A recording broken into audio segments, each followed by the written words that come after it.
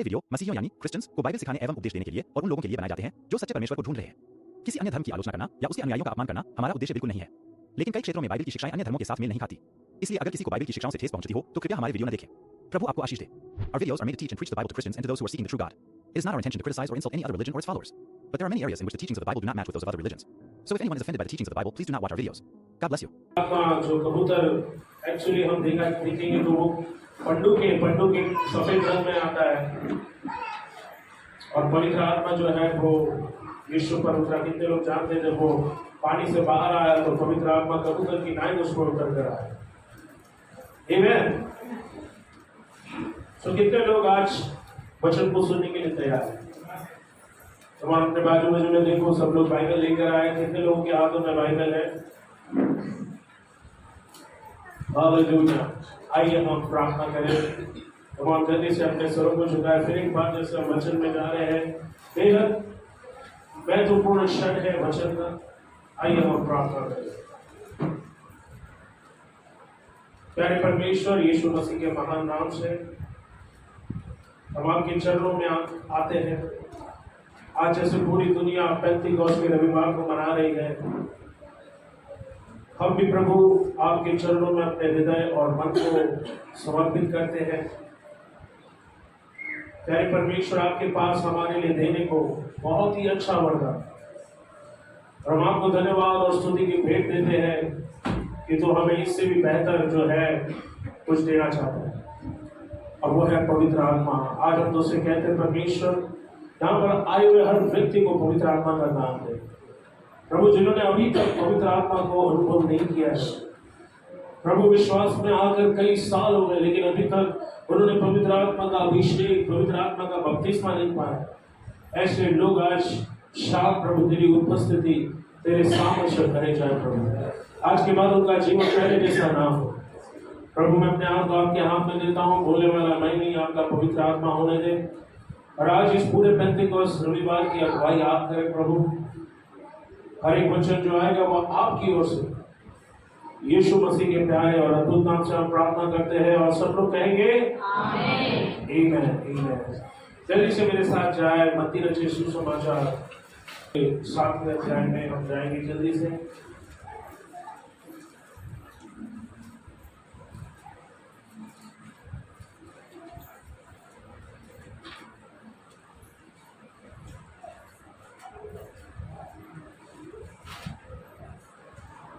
और 11 वचन को भी कोई पढ़ सकता है। मत्ती 7 अध्याय 11।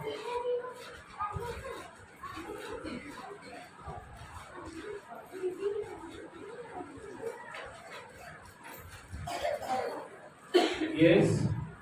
अतः जब तुम बुरे होकर अपने बच्चों को अच्छी वस्तुएं देना जानते हो, तो तुम्हारा स्वर्गीय पिता अपने मांगने वालों को अच्छी वस्तुएं क्यों न देगा। इसी कितना लिखा है कि तुम्हारा स्वर्गीय पिता, अगर तुम अपने बच्चों को अच्छी वस्तुएं देना जानते हो तो तुम्हारा स्वर्गीय पिता अपने मांगने वालों को अच्छी वस्तु क्यों ना देगा।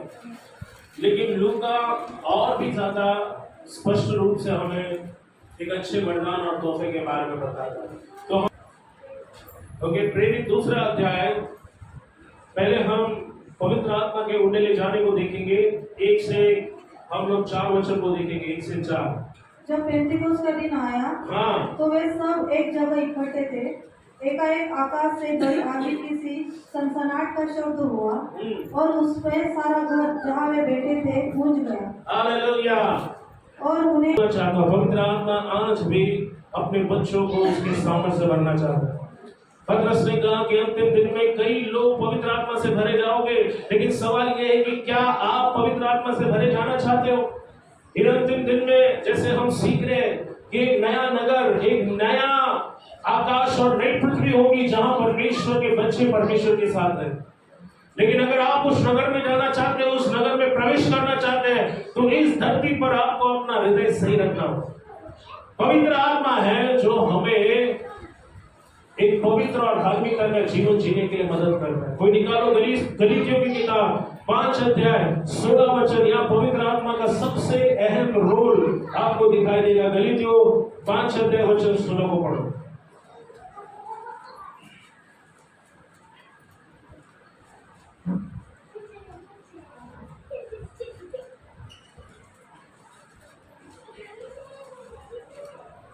गलीतियों 5:16 क्या कहता है देखो। पर मैं कहता हूँ आत्मा के अनुसार चलो, पर मैं कहता हूँ आत्मा के अनुसार चलो, तो तुम शरीर की लालसाओं किसी रीति से पूरी न करो। हालेलुया। तो तुम शरीर की लालसा को किसी भी रीति से क्या नहीं कर सकते हो। हालेलुया। सो पवित्र आत्मा हमारी मदद करता है कि हम जो है विश्वासी लोग पवित्रता का जीवन जिए। देखिए गलीतियों 5:16 कहता है, पर मैं कहता हूँ आत्मा के अनुसार चलो। अपने बाजू वाले को बोलो आत्मा के अनुसार चलो। आपका ये शारीरिक जीवन जो है वो आपको कैसे जीना है इसका चुनाव आपको करना है। क्या आप शरीर के स्वभाव से जियोगे या आत्मा के स्वभाव से। ओके, हम जो परमेश्वर पर विश्वास करते हैं हम आत्मिक लोग हैं, और इसीलिए पौल कहता है कि शरीर के अनुसार नहीं परंतु आत्मा के अनुसार चलो, जिससे तुम शरीर की लालसाओं को पूरी नहीं कर पाओगे। क्यों? वचन 17 को पढ़ो जल्दी से। क्योंकि शरीर आत्मा के विरोध में और आत्मा शरीर के विरोध में लालसा करता है। बाइबल कहती है क्योंकि शरीर आत्मा के विरोध में है और आत्मा शरीर के विरोध में। जैसे तेल और पानी मिक्स नहीं होता है, वैसे ही आत्मा और शरीर इन दोनों के काम एक दूसरे के विरोध में। वो कहता है शरीर आत्मा के विरोध में और आत्मा शरीर के विरोध में लालसा करता है। ये एक दूसरे के विरोधी है, इसलिए कि जो तुम करना चाहते हो वो न कर पाओ। हालेलुया। शरीर आपको धार्मिकता का जीवन जीने नहीं देगा और आत्मा आपको पाप करने नहीं देगा। चुनाव आपको करना है, आप शरीर से चलोगे या आत्मा से। और बहुत से मसीह हैं जिनको हम बोलते हैं नाम के मसीह। यीशु ने कहा अंतिम दिन में झूठे मसीह होंगे, झूठे भविष्यवक्ता होंगे और झूठे शिक्षक होंगे। उनके फलों से तुम उनको पहचान जाओगे। बी केयरफुल, कई झूठे सेवक खड़े हो गए हैं, ओके, जो यीशु का नाम का प्रचार करते हैं, चिन्ह चमत्कार अद्भुत काम दिखाएंगे, लेकिन अंत में वो आपको धोखा देंगे। अंत में वो आपको विनाश के रास्ते पर ले जाएंगे। कई सारे झूठे मसीह हैं जो चर्च में आते हैं लेकिन उनका जीवन नहीं बदलता, वो दो तरह का जीवन जीते हैं। और बहुत से मसीह जो नाम के हैं, जो चर्च में आराधना करते हैं, प्रभु भोज में भाग लेते हैं, परमेश्वर की स्तुति के गीत गाते हैं, परंतु अपने पूरे काम से निरंतर अपने उद्धारकर्ता प्रभु को दुखी करते हैं। मैं चाहता हूं कि हम एक स्लाइड को देखें। हम हृदयों के प्रकार देख रहे थे, राइट। मैं चाहता हूं हम चौथे हृदय के चित्र को देखें, मसीह के साथ क्रूस पर चढ़ाया हुआ। बाइबल कहती है रुपयों का लोभ सब प्रकार की बुराई का घर, और रुपयों के लालच ने यहूदा के आंखों को अंधा कर डाला, उसके मन को अंधा कर डाला। वो यीशु के साथ था, वैसे ही कई सारे विश्वासी लोग चर्च में आते हैं, ओके, बट वो पवित्र आत्मा से नहीं है, वो पवित्र आत्मा से भरे हुए नहीं है। उन्होंने अपने पुरानी हरकतें नहीं छोड़ी, पुराना स्वभाव अभी तक नहीं छोड़ा। इसलिए यहूदा की दशा में वो भी है। जब मनुष्य जाति परमेश्वर की आशीष को पाने के लिए बड़े उतावले होते। आज देखो चर्च में सभी लोग आशीष पाने के लिए आते हैं, राइट, और सभी वर्ष और सूर्य की रोशनी एवं हवा को सामान्य रूप से पाते हैं, परंतु वे अपने आप को जीवते परमेश्वर के अधिकार के नीचे लाना नहीं चाहते। बहुतों के लिए परमेश्वर इसलिए अच्छा है क्योंकि वो दुख और संकट से उनको बचाता है, लेकिन अगर वो हमें दुख और संकट से ना बचाए, क्या आप तब भी उसके पीछे चलो? याद है शद्रक मेशक अबेदनगो ने क्या कहा, अगर हमारा परमेश्वर हमको आग की भट्टी से नहीं भी बचाए तो भी हम तेरे मूर्ति के आगे, तेरे मूर्ति के आगे। सुनो, कितने विश्वासी लोग हैं जिनको सब मालूम है, पास्टर सालों से सिखा रहे हैं, लेकिन फिर भी वो ऐसा जीवन जीते मानो यीशु मसीह उनके जीवन में कहीं पर नहीं। भाला जो है वो सिपाही द्वारा यीशु के पंजर और हृदय में डाला गया। उन्होंने यीशु के पंजर और हृदय को भेदा और तुरंत उसमें से क्या निकला मालूम है? पानी और लहू एक साथ निकला। यूहन्ना 19:33-37 को आप पढ़ सकते हैं। मुर्गे के मांग देने के पहले पतरस ने यीशु का कितने बार इनकार किया जानते हैं आप? 3 बार इनकार किया। तो मुर्गे के मांग देने के बाद पतरस ने यीशु का 3 बार इनकार किया और बाद में फूट फूट कर रोकर पश्चाताप किया। क्या आप अपनी गवाही और कामों से यीशु को स्वीकार करते हो या अपने स्वभाव से आप यीशु का इनकार करते हो? अभी हमने देखा जब पवित्र आत्मा तुम पर आएगा तुमको क्या मिलेगा, और सामर्थ मिलने के बाद तुम क्या बनोगे? हेलो बोलो, क्या बनोगे? हेलो चलो मुझे बताओ, गवाह क्या करता है? गवाही देता है। हाँ, गवाह क्या करता है? अगर अदालत में गवाह खड़ा होता है और वो कहता है मैंने एक एक व्यक्ति को अपराध करते हुए देखा, तो उसकी गवाही को सच माना जाता है। हाँ यस, अदालत में सिर्फ सबूत को नहीं देखा जाता है, गवाहों को भी देखा जाता है। और यीशु ने क्या कहा, तुम मेरे क्या बनोगे? अभी सबसे पहली बात, हमारे घर में हमारी गवाही कैसी है? क्या हमारे बदले हुए जीवन को देखकर हमारे घर के लोग यीशु का स्वीकार करते हैं? हमारे पड़ोस में हमारी गवाही कैसे है? हमारा उठना बैठना, हमारे बातें करने का ढंग, क्या उनको हमारे अंदर कोई बदलाव दिखाई देता है? क्या उनको यीशु का प्रेम दिखाई देता है? क्या वो उनको दिखाई देता है कि हम पवित्र आत्मा के मंदिर हैं? हेलो, अगर हमारे जीवन से यीशु दिखाई नहीं देता है तो हम अपने कामों से यीशु का इनकार करें। यह मत समझो कि सिर्फ पतरस ने यीशु का इनकार किया, हम भी अपने कामों से परमेश्वर का कई बार इनकार करते हैं। कई बार लोग यीशु का स्वीकार करने से लोगों के सामने शर्माते हैं। यीशु ने कहा, जो कोई मनुष्य के सामने मुझे मान लेगा, मैं भी स्वर्गीय पिता के सामने उसे मान लूंगा। कई विश्वासी गांव जाने के बाद ये दिखाने में हिम्मत नहीं जुटाते कि हम यीशु पर विश्वास करते, अब हम पहले जैसे नहीं रहे, अब हम बदल गए, अब हमको सत्य का मार्ग मिल गया। यीशु ने कहा, जो कोई मनुष्य के सामने मेरा इनकार करेगा, मैं भी स्वर्गीय पिता के सामने उनका इनकार करूंगा। यीशु ने यह भी कहा, जो अपना क्रूस लेकर मेरे पीछे नहीं आते वो मेरे योग्य नहीं है। मत्ती 10:38। धन्य है वो जो उस चट्टान पर जो यीशु मसीह है उसमें स्थिर खड़े रहते हैं। ओके, सो आपने देखा, जो व्यक्ति मसीह के साथ क्रूस पर चढ़ाया गया है, ओके, उसका जीवन बदल जाता है। अब हम 5वें हृदय को देखेंगे, परमेश्वर का मंदिर। कोई निकालो पहला कोरिन्थियों 3:16 को जरा जोर से पढ़ो। पवित्र किया गया हृदय, ओके, यानी ये ऐसा हृदय है जो परमेश्वर का मंदिर है। ओके, कोई पढ़ो पहला कोरिन्थियों 3:16। जल्दी से।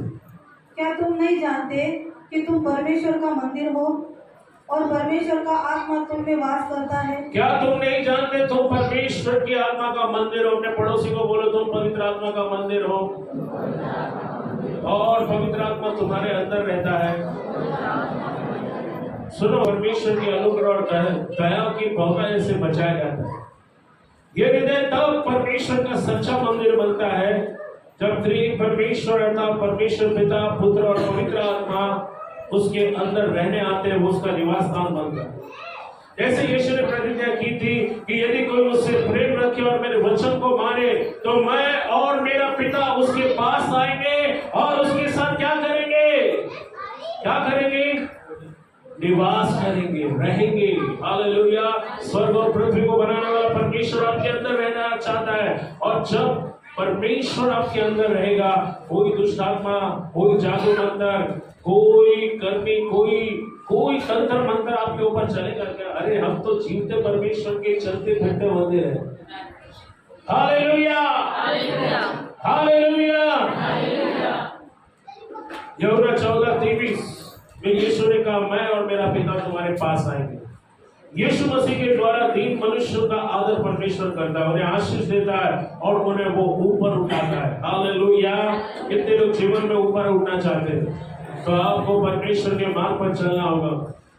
अब ये हृदय परमेश्वर का सच्चा हृदय, सच्चा मंदिर बन गया है। पाप उसके हृदय से दूर है। हालेलुया। आपको इस पवित्र आत्मा आपको त्रिकोण दिखाई दे रहा है। हालेलुया। अब ये त्रिकोण के 3 कोने हैं। त्रिएक परमेश्वर, बाइबल 3 परमेश्वर की बात नहीं करता है। त्रिकोण 3 है क्या? 1 है? हेलो, जरा जोर से बोलो, कितना है? अब मुस्लिम लोग बोलते हैं कि तुम बताते हो परमेश्वर 3 है, पिता, पुत्र और, पर यहाँ पर आपको 3 त्रिकोण दिखता है कि 1 है? एक ही त्रिकोण है, लेकिन इन त्रिकोण के 3 कोने हैं, पिता, पुत्र और पवित्र आत्मा। अब ये पिता, पुत्र, पवित्र आत्मा जब किसी व्यक्ति के हृदय में आते हैं तो उसका हृदय बदल जाता है, वो पवित्र आत्मा का मंदिर बन जाता है। और हम देखते हैं कि पवित्र आत्मा और सत्य का आत्मा उसके हृदय में वास करता है। सारे जानवर उसके हृदय से बाहर निकल गए हैं। ओके, और अब पवित्र आत्मा का राज ऐसे व्यक्ति के जीवन में आया। ओके, पाप का घृणित निवास स्थान होने के बदले अब उसका हृदय सुंदर फलदायी बगीचा बन गया। आपको फल दिखाई दे रहा है? कौन सा फल दिखाई दे रहा है? कितने लोगों को बगीचा अच्छा लगता है?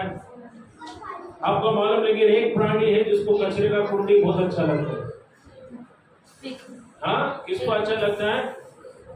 किसको कचरे का गंदगी जहाँ है वो कौन से जानवर को अच्छा लगता है? और यीशु ने क्या कहा? तुम कौन हो? सुअर हो या भेड़े हो? बोलो, मैं यीशु की भेड़े हूँ।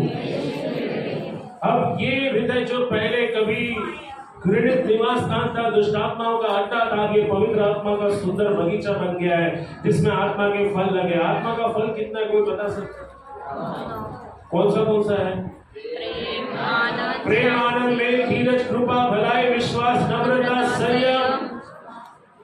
ये सारे क्या है? पवित्र आत्मा के फल है। हालेलुया, जो परमेश्वर और मनुष्य दोनों को भाता है। अब वो अपनी सच्ची दाखलता जो यीशु मसीह है उसका फलदायक डाली बन गया है। उसमें आत्मा के फल उत्पन्न होने का भेद इसी में है कि मसीह उसमें है और वो मसीह में है। यीशु ने क्या कहा? जो मुझ में बना रहता है और मैं उसमें, वो बहुत सारा फल क्या करता है? लेकर आता है। मत्ती 5:8 में यीशु ने कहा, धन्य है जिसके मन शुद्ध है। क्यों? क्या? यस, कितने लोग परमेश्वर को देखना चाहते हैं? और कौन परमेश्वर को देखेंगे? बाइबल क्या कहता है? जिनके मन, हालेलुया, वो किसको देखेंगे? वो परमेश्वर को देखेंगे। मत्ती 5:8। दाऊद राजा अपनी सारी धन संपत्ति और बाहरी शत्रुओं के ऊपर विजय होते हुए इस बात को जानता था कि सबसे भारी युद्ध कहां लड़ा जाता है? मालूम है? बाहर नहीं। सबसे बड़ी लड़ाई कहां लड़ी जाती है? हमारे मन के अंदर। हालेलुया। ओके, ब्लैक डॉग और काले कुत्ते किसको दिखाते हैं? दुष्ट आत्मा। अब देखो, शरीर और आत्मा दोनों में लड़ते हैं, दोनों में एक लड़ाई होती है। शरीर आपको वापस पुराने जीवन में ले जाना चाहता है, पुराने अड्डे की ओर ले जाना चाहता है, पुरानी आदतों की ओर, पुराने दोस्तों की ओर, लेकिन आत्मा तुमको पाप से दूर ले जाना चाहता है। आत्मा आपको जीवन के रास्ते पर ले जाना चाहता है। अब ये लड़ाई कहाँ लड़ी जाती है? दिल में। और राजा दाऊद जानता था कि ये लड़ाई सबसे भारी। हमारे आंतरिक मनुष्य की दशा पवित्र रहना बहुत जरूरी है। इसलिए उसने प्रार्थना किया, हे परमेश्वर, मेरे अंदर शुद्ध मन और अपने पवित्र आत्मा को नई सिरे से उत्पन्न कर। भजन संहिता 51:10। कोई इस योग्य नहीं है कि अपने हृदय को वो खुद साफ कर सके, ना अपने मन में शुद्ध मन वो उत्पन्न कर सकता है, सिवाय कि वो पश्चातापी हृदय के साथ परमेश्वर के पास आए, जैसा कि दाऊद ने किया। परमेश्वर से प्रार्थना करके उसने अपने अंदर शुद्ध मन को पाया। और आप और मैं जब पश्चाताप करते, सच्चा पश्चाताप का मतलब क्या है? कि हमने एक बार पाप किया तो उसको हम बार बार नहीं करेंगे। बार बार करने का मतलब आपने सच्चा पश्चाताप नहीं किया। दाऊद ने सच्चा पश्चाताप किया और उसने गीत गाया, प्रभु मेरे अंदर शुद्ध मन उत्पन्न कर। और आप देखो, परमेश्वर ने उसके अंदर शुद्ध मन उत्पन्न किया। परमेश्वर आपकी भी सहायता करने को तैयार है। उसने प्रतिज्ञा की है कि मैं तुम पर शुद्ध जल छिड़कूंगा तुम्हें, और तुम शुद्ध हो जाओगे, और तुम्हारी सारी अशुद्धता और मूर्तों से तुम्हें मैं शुद्ध करूंगा। मैं तुमको नया मन दूंगा। हालेलुया। यहेजकेल 36:25 और 27 में परमेश्वर कहता है, मैं तुम्हारा पत्थर का दिल क्या करूंगा? पत्थर का दिल होने का मतलब क्या? सच में पत्थर है क्या अंदर? फिर पत्थर का दिल मतलब कठोर हृदय। कई बार हम वचन को सुनते लेकिन बदलते नहीं। क्यों? मन क्या है? कठोर है। हमें सच्चाई पता है, लेकिन फिर भी हम झूठ के रास्ते पर चलते हैं। क्यों? क्योंकि मन क्या है? कठोर है। परमेश्वर कहता मैं ऐसे पत्थर के कठोर मन को निकाल कर वहां मांस का हृदय दूंगा। अब पत्थर और मांस में क्या फर्क है मालूम? पत्थर को कितना भी मारो उसको दर्द, लेकिन मांस को अगर आप मारो तो, जैसे किसी कवि ने कहा दिल है तो दर्द भी होगा और दर्द है तो दिल भी होगा। बोलो परमेश्वर मेरे अंदर शुद्ध मन उत्पन्न करे, पत्थर का दिल निकाल दे। जो प्रकट हो रहा है, स्वर्गदूत उन लोगों की सेवा के लिए नियुक्त किए गए हैं जो अनंत जीवन पाने वाले हैं। स्वर्गदूत आपके नौकर है, उनकी पूजा मत करो, फोटो पे हाथ मत लगाओ स्वर्गदूत बना के। स्वर्गदूत आपके नौकर है। स्वर्गदूत क्या है? और परमेश्वर ने ये सेवक आपको इसलिए दिए क्योंकि आप अनंत जीवन के वारस हो। भजन 34 अध्याय 7 में पढ़ सकते हैं, 91 11 में पढ़ सकते हैं। परमेश्वर अपने दूतों को आपकी ओर भेजता है। घर से बाहर निकलते समय हम हमेशा प्रार्थना करते हैं, स्वर्गदूत हमारे साथ चलो।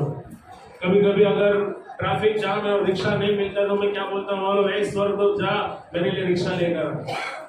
बोलते हैं आप लोग ऐसा? मेरे को मालूम है आपका विश्वास कैसा है, बट मैं प्रैक्टिस करता हूँ। मैं बोलता हूँ स्वर्गदूत जाओ रिक्शा लेकर आओ। अगर कोई रिक्शा वाला रुकाता नहीं, मैं बोलता प्रभु यीशु के नाम से रुक जा। किया आपने कभी? कितने लोगों ने किया? हालेलुया। सो वचन जीवित है। हालेलुया। स्वर्गदूत आपकी सेवा के लिए दिए गए।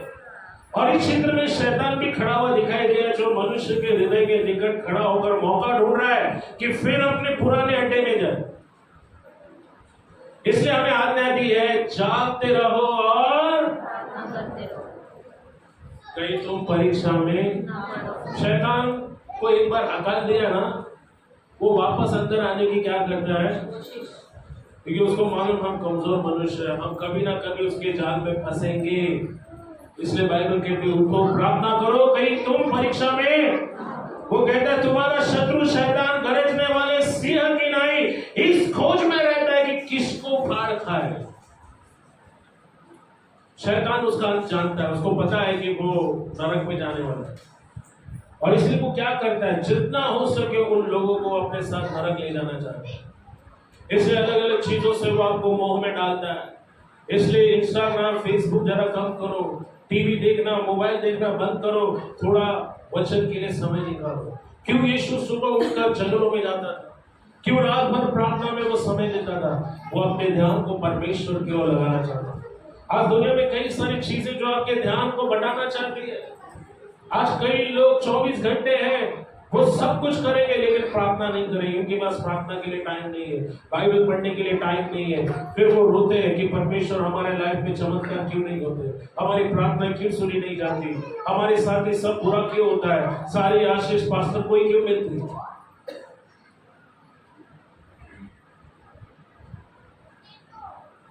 प्रार्थना करो कि तुम परीक्षा में न पड़ो। कई बार शैतान उजाले का रूप धारण करके पवित्र लोगों को और भक्तों को जो जागने और प्रार्थना करना में जिनको आज्ञा दी गई, उन्हें संसार की बुरी वासना और अभिलाषा में बहकाता है, उनको गिराता है, फंसाता है और अपनी दुष्ट चालों के द्वारा चुनों को भी धोखा देने का प्रयत्न करता है। लेकिन अगर हम शैतान का सामना करेंगे तो वो भाग जाएगा। बोलो शैतान का सामना करो तो वो भागेगा। याकूब 4